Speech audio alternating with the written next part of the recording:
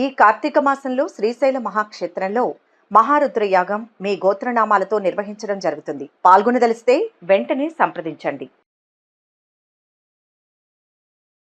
ఓం నమ శివాయ. ఓం నమో వెంకటేశాయ. నవంబర్ రాశి ఫలాలు చూద్దామండి. ముందుగా మేషరాశి. మేషరాశి అంటే ఈ రాశిని కాపాడేది ఆంజనేయ స్వామి. సో ఆంజనేయ స్వామి మనకు తెలుసు, ఆంజనేయ స్వామి తత్వం ఏంటో. సో చాలా అదృష్టవంతులు మేషరాశి వాళ్ళు. సో ఈసారి మేషరాశి వాళ్ళకి గ్రహస్థితి ఎలా ఉందో చూద్దాం. 4వ ఇంట్లో కుజుడు వక్రించి అస్తమించి ఉన్నాడు. 7వ ఇంట్లో సూర్యుడు అస్తమించి ఉన్నాడు. 8వ ఇంట్లో బుధుడు, 9వ ఇంట్లో శుక్రుడు. అంటే కుజుడు సూర్యుడు ఇబ్బంది పెడుతున్నారు కొద్దిగా. ఇప్పుడు మనం చూస్తున్నాము, బయట పరిస్థితులు ఏం బాలేవు, అన్ని గొడవలు జరుగుతున్నాయి. ఎందుకంటే కుజుడు అస్తమించున్నాడు, గొడవలు పెట్టిస్తాడు. ఇప్పుడు మనకు బాగున్నప్పుడు ఇష్టం వచ్చినట్టు ప్రవర్తిస్తే ఇలాంటి సమయంలో అనుభవించాల్సి వస్తుంది. అలాంటి సమయమే ఇప్పుడు కుజుడు అస్తమించున్నాడు. ఇలాంటి సమయాన్ని అవకాశం తీసుకొని ఈ మేషరాశి వాళ్ళని ఇబ్బంది పెడదామని చూస్తూ ఉంటాడు కుజుడు. కానీ మీరు ఏం తప్పు చేయకపోతే మీకు ఏం కాదు. కానీ మనిషి అన్నాగా 100లో 99 మంది తప్పు చేస్తారు. సో మనం ఎలా హ్యాండిల్ చేయాలి అనేది చూడాలి. అది చూద్దాము. దానికన్నా ముందు ఈ గ్రహస్థితి వల్ల ఈ మాసం ఎలా ఉంటుందో మీకు చూద్దాం. 4వ ఇంట్లో కుజుడు ఉండడం వల్ల మీకు ఫ్యామిలీలో ఈ నీచభంగ రాజయోగం జరగడం వల్ల మీ ఫ్యామిలీ మెంబర్స్ని మీరు బాగా చూసుకోవడం అనేది జరుగుతుంది. అదే మీ కుజుడు బాగాలేకపోతే మీకు మీ ఫ్యామిలీ వాళ్ళతో గొడవ అవుతుంది. సో బేసిక్గా అలానే సూర్యుడు అస్తమించున్నాడు 7వ ఇంట్లో కాబట్టి భార్య మీద ఫోకస్ అనేది కొంచెం తగ్గడం అనేది జరుగుతుంది. సూర్యుడు అంటే ఫోకస్, ఆ ఫోకస్ భార్య మీద ఉన్నాడు. సో ఆ వైఫ్ ఏంటి అనేది ఒక క్వశ్చన్ అనేది అరైజ్ అవుతుంది.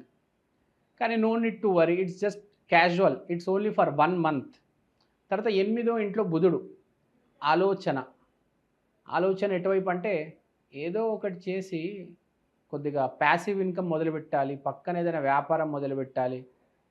ఏదో గానుగ నూనెంట బాగా సేల్ అవుతుందంట, చిన్న వ్యాపారం పెట్టొచ్చు. అలా సైడ్ ఇన్కమ్ చాలామందికి ఒక్కొక్క మనిషికి ఒక్కొక్క ఐడియా ఉంటుంది. సో ఇలాంటి థాట్స్ వస్తాయి బేసిక్గా.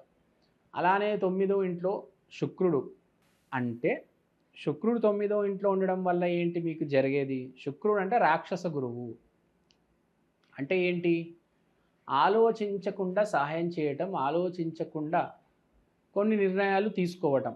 అంటే వేరే వాళ్ళ మంచి కోసమే మీరు నిర్ణయాలు తీసుకుంటారు. వాడేదో కష్టంలో ఉన్నాడు, వాడికి ఏదో సాయం చేద్దాము, మన దగ్గర వాళ్ళు డబ్బు ఉంది, అలానే బ్యాంక్ అకౌంట్లో ఉందిరా నాయన, నాకు ఒకటి తెలుసు, బ్యాంక్ అకౌంట్లో నాకు 1.5 కోటి ఉందని చెప్తున్నాడు 10 సంవత్సరాల నుంచి. నాకు ఇప్పటిదాకా నవ్వు వస్తుంది. 10 సంవత్సరాలు అయిపోయింది, ఆ బ్యాంక్ అకౌంట్లో అది అలాగే ఉంది. దానివల్ల యూజ్ ఏమైనా ఉందా? వాడు ఏమీ చేయలేదు, ఎవడికి ఏమి సహాయం చేయలేదు. సో ఈసారి మీరు ఎవరికో ఒకరికి సహాయం అనేది చేస్తారు. ఎంతో కొద్దిగా, ఎంతో మీ మనసు, మీ మైండ్ మీకు ఎలా అనిపిస్తే ఆ లాజిక్ బట్టి మీరు ఎంతో కొద్దిగా సహాయం చేస్తారనమాట. చేయండి కూడా. ఎంత డబ్బు ఇచ్చినా దేవుడు సహాయం చేయకపోతే లాభం ఏంటి? 10 మందికి తిండి పెట్టకపోతే యూజ్ ఏంటి? సో మీరు ఈసారి ఎవరికో ఒకరికి సాయం చేస్తారు. అబ్బాయిలైతే వాళ్ళ గర్ల్ ఫ్రెండ్స్కి ఏదో ఒకటి గిఫ్ట్గా ఇస్తారు. డబ్బు ఉన్నాడు ఐఫోన్ ఇస్తాడు, డబ్బు లేనాడు 10 రూపాయలు పెట్టి ఒక చిన్న బ్రెడ్ ముక్క ఇస్తాడు. ఎంతో కొద్దిగా ప్రతి మనిషి మేషరాశి వాడు ఏదో ఎంతో వాడి వంతు సాయం చేస్తాడు. ఈసారి ఆంజనేయ స్వామి ఆజ్ఞ ఇంకా అంతే. సో ఇక్కడ పాయింట్ ఏంటంటే ఫ్యామిలీ ఇష్యూస్ ఉండొచ్చు, జాగ్రత్త. భార్య మీద ఫోకస్ తగ్గుతుంది, ఆల్టర్నేట్ ఇన్కమ్ స్టార్ట్ చేస్తారు. ప్లస్ అన్ఎక్స్పెక్టెడ్గా కొంతమందికి హెల్ప్ చేస్తారు. సో బాగానే ఉంది మేషరాశి వాళ్ళకి. ఇప్పుడు మనం పరిహారాలకు వస్తే, పరిహారాలు దేనికి చేసుకోవాలండి? కుజుడికి, సూర్యుడికి. కుజుడికి పరిహారాలు ఏంటి? సూర్యుడికి పరిహారాలు ఏంటి? మెయిన్గా కుజుడు పరిస్థితి బాలేదు. కుజుడు అస్తమించున్నాడు, ప్లస్ 92 రోజులు అక్కడే ఉంటాడు కాబట్టి రెమెడీ అయితే చేసుకోవాలి. కుజుడు అంటే ఆంజనేయ స్వామి ఆరాధన. మంగళవారం రోజు ఆంజనేయ స్వామి ఆరాధన అనేది చేయాలి. 3 రకాలుగా మనం బేసిక్గా మన ప్రాబ్లమ్స్ని డీల్ చేయొచ్చు. ఒకటి మంత్రం, ఒకటి దేవాలయం, ఒకటి దానం. సో ముందు మాట్లాడదాం. ముందు మంత్రం. హనుమాన్ చాలీస ప్రతి మనిషి చేయండి, అంటే మేషరాశి వాళ్ళు. తర్వాత ఆంజనేయ స్వామి దేవాలయంకి వెళ్ళి అక్కడ సర్వీస్ చేయండి.